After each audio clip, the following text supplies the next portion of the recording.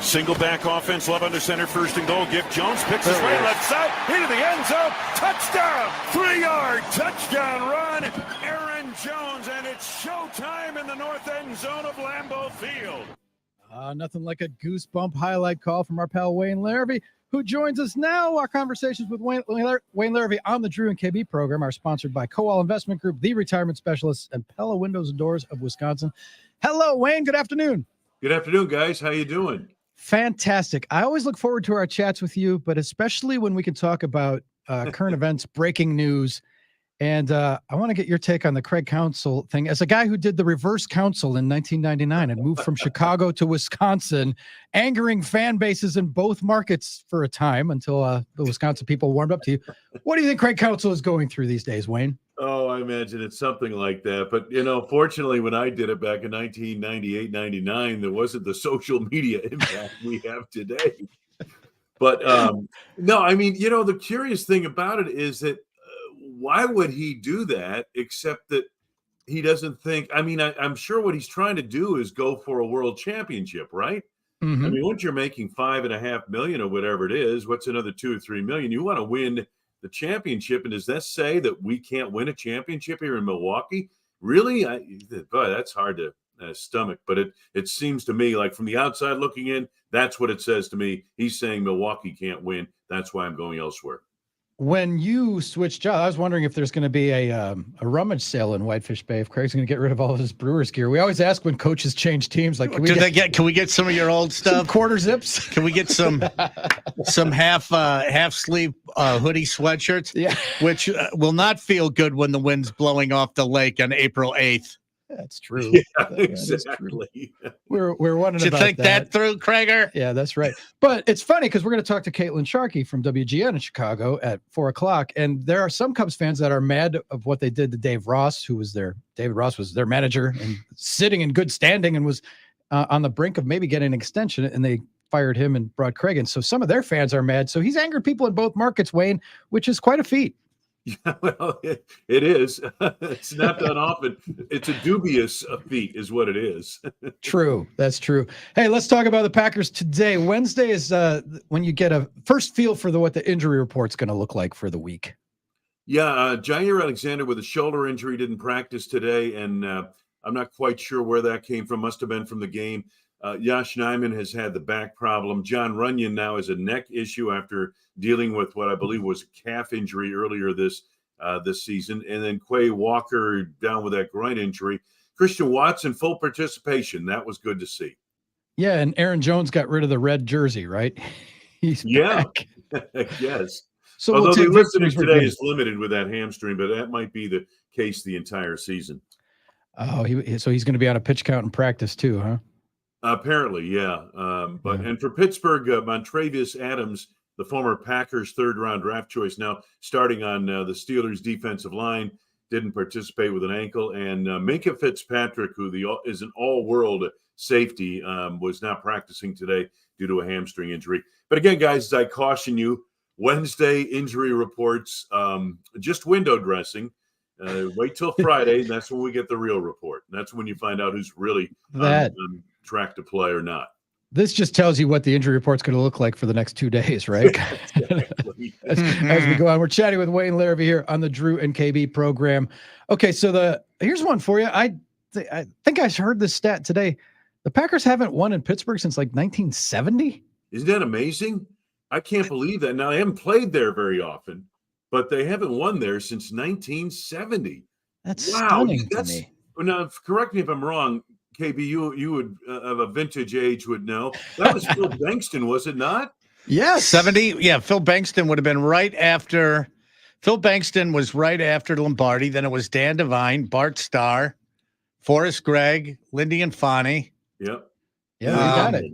And then Holmgren. Yeah, Holmgren. And then you get into Rhodes, Sherman, whatever those years are, and McCarthy. Yeah. They don't play there very often, but that is stunning to me that it's been that long since they won in Pittsburgh. Yeah. Older vintage. Well, remember back, and now you guys probably don't remember this, and the only reason I do is because I'm failing and I remember things that are unimportant from long ago and can't remember my name tomorrow.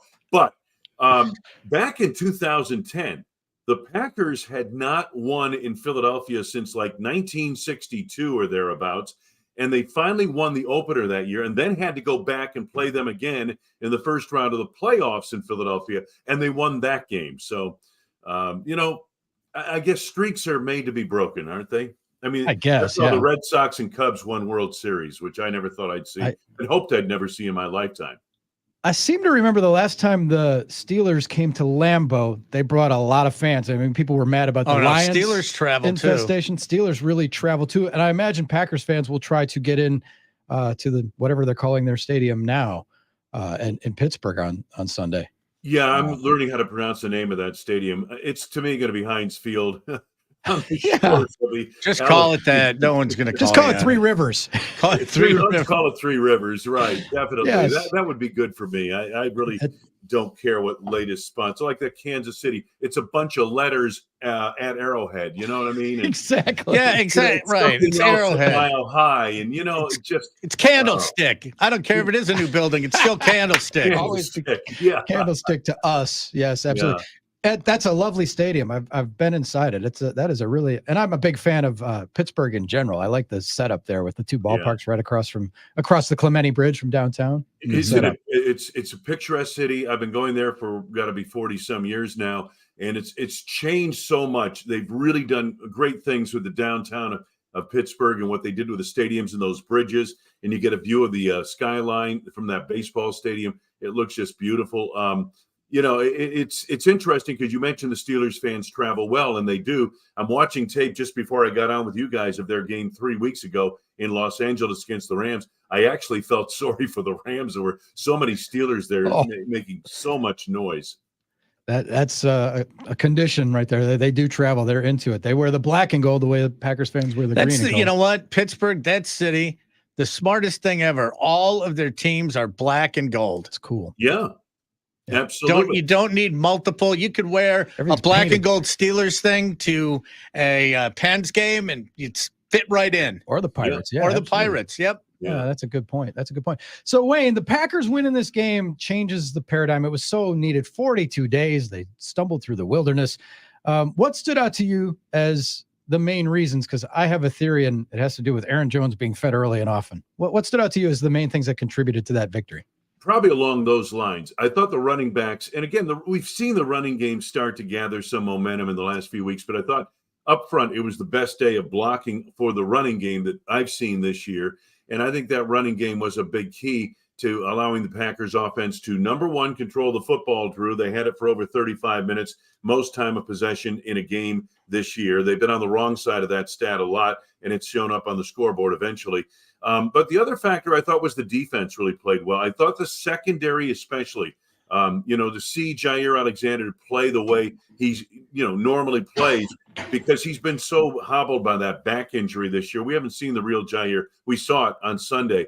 And the other player that stood out to me was Carrington Valentine. He returned to the player we saw in training camp and in the preseason. I think he's learned a little bit, having played and started a few games. He came out and played with confidence, it looked like, in that game against the Rams, against very good wide receivers, Puka Nacua and Cooper Kupp. That's a good point. The way that Jair, especially throwing his body around, we hadn't seen that kind of. He was backing up the swag, KB. He was playing that way. And in terms of the young guys, Wayne, I keep going back to maybe this is the point because it was maybe a little bit later, but when Christian Watson emerged and had that big game against the Cowboys last year and became a force the rest of the season to be reckoned with, I have a feeling like maybe some of the younger guys, the first year guys, will have that kind of surge right now. Like you mentioned Carrington Valentine. Yeah, he had some moments earlier in the season where he got caught with his rookie showing a little bit, but he looked great on Sunday. And some of the other guys too, Carl Brooks and others, right? It just looks like they're maybe ready to emerge a little bit.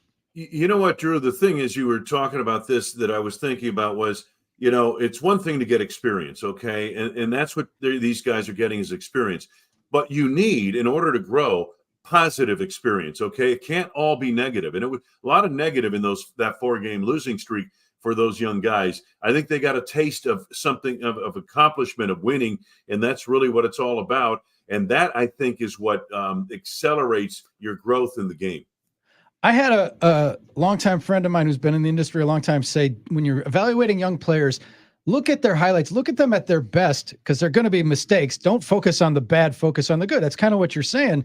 But you can also be fooled sometimes by young players who have a good game or a couple of good plays. And then, if you end up banking on that, they disappoint you. So where are you with young players? Like, do you have to give them a year or maybe even 2 or 3 before you feel like you have a handle on what they're going to be?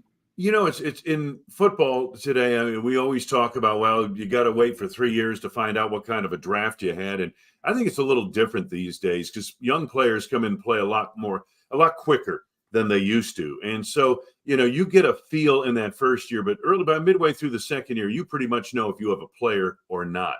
And so that's what we're seeing, I think, with some of these young guys. We're seeing them get their taste now. We're getting a look at them.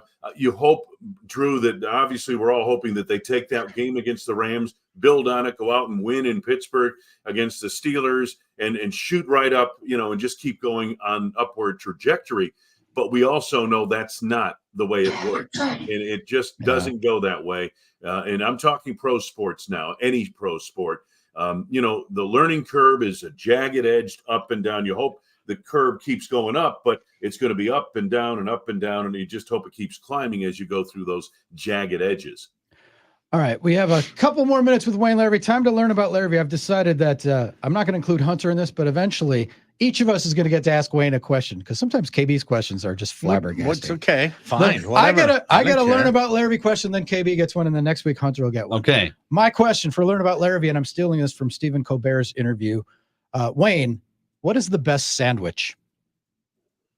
The best sandwich. Yes. What's the best sandwich? Very, very simple, Drew.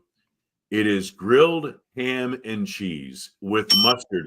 And you have to put the mustard on before you grill the sandwich. Oh. Yeah, very key. Is there a pickle involved in this at all or no? Like I would think of those one of those thin like a sliced kind of like a Cubano type. Yes, thing. yes. Yeah.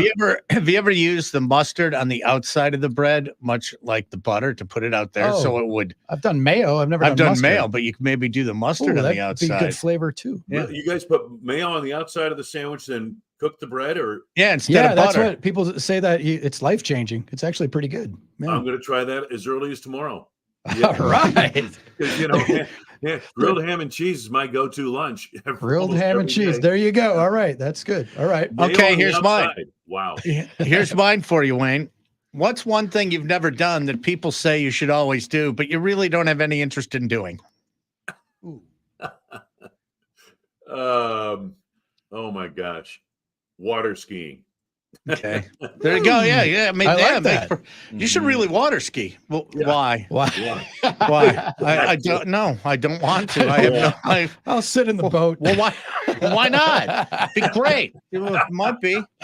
Yeah, you do you. But I'd rather make grilled ham and cheeses all day than water ski. That's just me. I don't have that gene. It's kind of like Drew telling me that Brussels sprouts are good. Well, you love. Go ahead, love them. You got to go to the right places. See, there you go. Look at he's a Brussels sprout advocate right go now. Right to the right places. So it is. Yeah. Well, okay. No. Yeah, go to the right place. You knock yourself out. You can go to those places. I'll be over here. Okay. Wayne, thanks for hanging out with us. We will see you later. Well, we'll talk to you later this week, I think. All right, you got it, guys. Have a great day. Take care. Our conversations with Wayne are presented